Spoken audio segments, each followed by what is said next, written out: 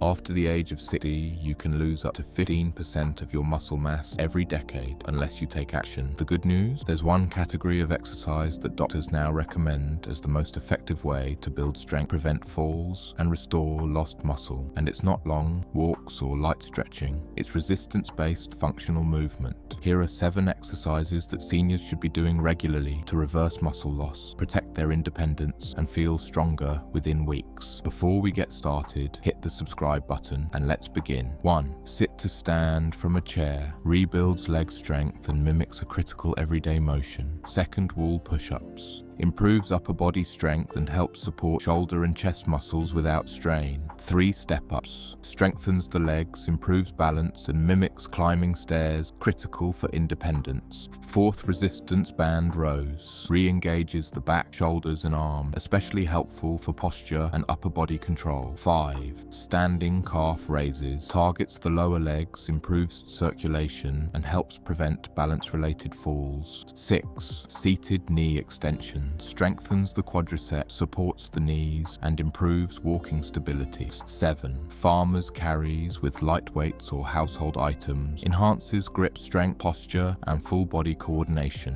Crucial for daily tasks like carrying groceries. You don't need a gym, you don't need machines, and you don't need to spend an hour working out. These movements, done consistently, can help reverse years of age-related muscle loss, and many seniors see noticeable improvement in just a few weeks. Let's break down the first 2 exercises on the list, the ones that serve as your foundation for restoring strength, balance, and daily function. Exercise 1. Sit to stand from a chair. This might sound simple, but it's one of the most important exercises seniors can do because it mirrors a movement you perform dozens of times a day. Standing up from a seated position. Here's how to do it. Sit in a sturdy chair with your feet flat on the floor and your knees bent at about 90 degrees. Cross your arms over your chest or keep them in front of you. Now stand up slowly and with control, using as little momentum as possible. Then slowly sit back down. Repeat this movement 8 to 10 times, rest, and do a second round if you're able. Why is this so powerful? Because it activates the quadriceps, hamstrings, glutes, and core all in one move. These muscles are critical for walking, climbing stairs, and preventing falls. If you lose the ability to get up from a chair easily, your independence is at risk, but the more you practice this motion, the stronger and more stable you become. Fast. Even if you can only do 2 or 3 at first, that's okay. Progress comes with consistency, not perfection, and if you need to use your hands on the armrests in the beginning, do it. The goal is to build strength over time. Exercise 2. Wall push-ups. Upper body strength is often overlooked in seniors, especially among those who aren't lifting heavy things anymore. But without strong chest, shoulder, and tricep muscles, even basic movements like opening jars or lifting objects can become difficult. Wall push-ups are a safe, low-impact way to strengthen your upper body without putting pressure on your joints. Here's how to do them. Stand facing a wall at arm's length. Place your hands flat on the wall at shoulder height and shoulder width apart. Now bend your elbows and slowly lean in toward the wall, keeping your body in a straight line, like a standing plank. Then push yourself back to the starting position. Do this 10 to 15 times. The key here is control. Don't rush the movement. Engage your core. Keep your shoulders down and your back flat. Over time, this movement improves arm strength, shoulder stability, and even posture. Together, the sit to stand and the wall push-up create a strong foundation. Lower body control plus upper body function.